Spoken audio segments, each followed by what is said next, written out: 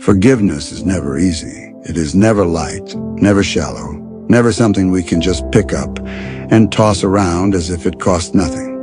If it were simple, the whole world would already be healed. But it is hard because it cuts so close to the soul. It is hard because to forgive feels like tearing open the wound again and choosing not to shield it with anger or resentment.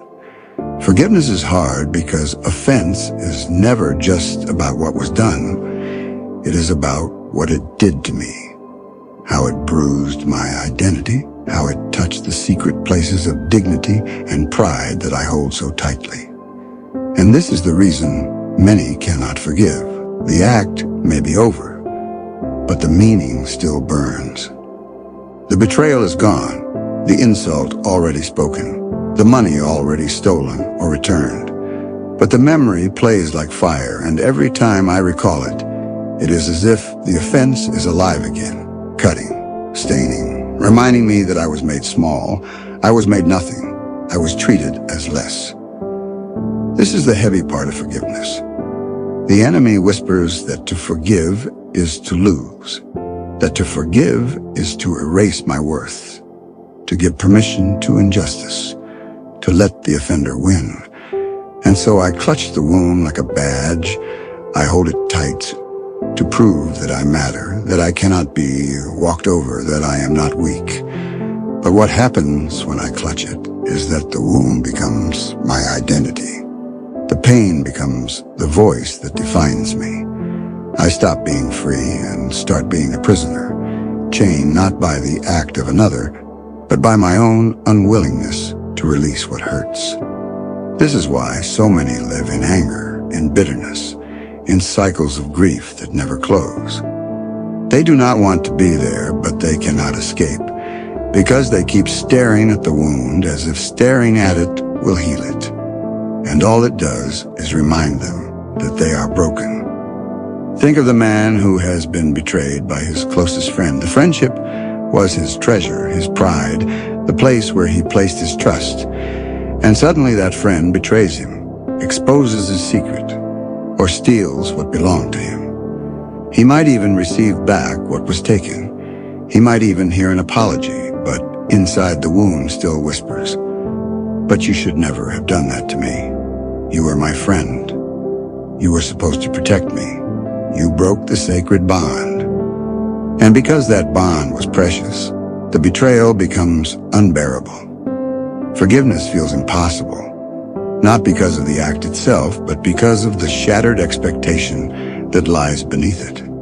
The pain is multiplied by the meaning he has attached to it. Or think of a woman whose dignity was crushed by an insult, mocked by someone in public, humiliated by cruel words. The words themselves may have no truth, but they pierce like a sword because she has tied her sense of self to how others perceive her. She hears the laughter, and even if she knows it is false, she feels degraded, smaller, reduced. Days later, even when the insult has passed, the memory remains, echoing in the heart. You are nothing. They see you as nothing. And though forgiveness would be freedom, she cannot let go because letting go feels like allowing their laughter to stand without resistance, as if their cruelty is the last word on her life. This is the paradox of forgiveness. It is the only way to healing, but it feels like the hardest path to walk. Pride rises up and says, "Do not forgive. They do not deserve it. They must pay." Grief rises up and says, "Do not forgive. They took something too precious from you." Anger rises up and says, "Do not forgive. To forgive would make you weak."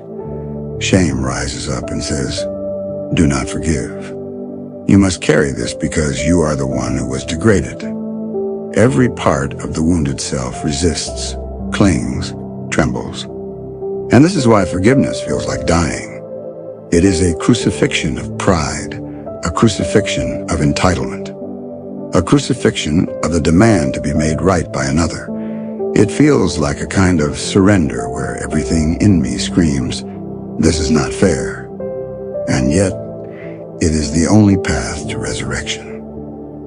We cannot dismiss why people struggle. We cannot throw quick verses like bandages on wounds and tell them to stop crying. Pain is real. Betrayal slices the soul. Loss crushes the heart. Humiliation cuts deeper than flesh. People cannot forgive easily because the wound is not just in memory, it is in identity. The hurt touches the very question of who I am and whether I matter. This is why it lingers, why it festers, why it poisons.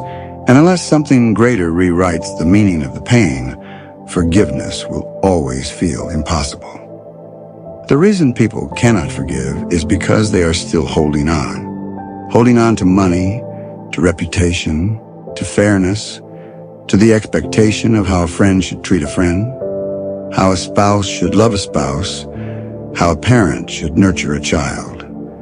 And when those expectations are shattered, they hold even tighter, because the pain convinces them that to release would be to erase themselves. But the opposite is true. To release is the only way to recover themselves, to become whole again. Why then must we forgive? Because without forgiveness, the heart rots in its own poison. Without forgiveness, bitterness eats away at peace. Without forgiveness, anger becomes the silent master of every thought. Without forgiveness, grief stretches from days into years until it is no longer about the act but about the prison it has created. We forgive not because the other deserves it, but because our own soul cannot live chained forever. We forgive because forgiveness is freedom, and freedom is the life God intends for His children. And yet here lies the final tension. I cannot simply command myself to forgive. I cannot just snap my fingers and release the weight. I need a new perspective, a new lens, a new place to stand, where the offense no longer owns me. This is where Christ comes in. He who was betrayed, insulted, stripped, mocked, crucified, shows me that it is possible to stand in the middle of agony and say, "Father, forgive them." He shows me that love is greater than offense, that identity in the Father is stronger than insult, that joy set before me is brighter than the shame behind me. He shows me that forgiveness is not denial of pain, but transformation of pain into love. This is why forgiveness feels impossible, but also why forgiveness is necessary. It is the doorway to healing, the release of the hook, the lifting of the burden. The difficulty is real because pride and grief and dignity are powerful voices inside us. But forgiveness is the voice of God cutting through all of them, whispering, "Let go, release, trust me to be your justice, your vindication, your healing. Do not let what they did define you. Let my love define you." And this is the invitation: to lay down the hooks, to release the debts, to let go of the chains, to choose freedom even when it feels like loss. Because forgiveness is not the loss of dignity, it is the recovery of it. Forgiveness is not weakness, it is strength. Forgiveness is not pretending, it is seeing with the eyes of Christ. And though the world says, "Hold on," and pride says, "Protect yourself," and grief says, "Clutch the wound," and the Spirit whispers, "Forgive, release, detach, for only then will you be free."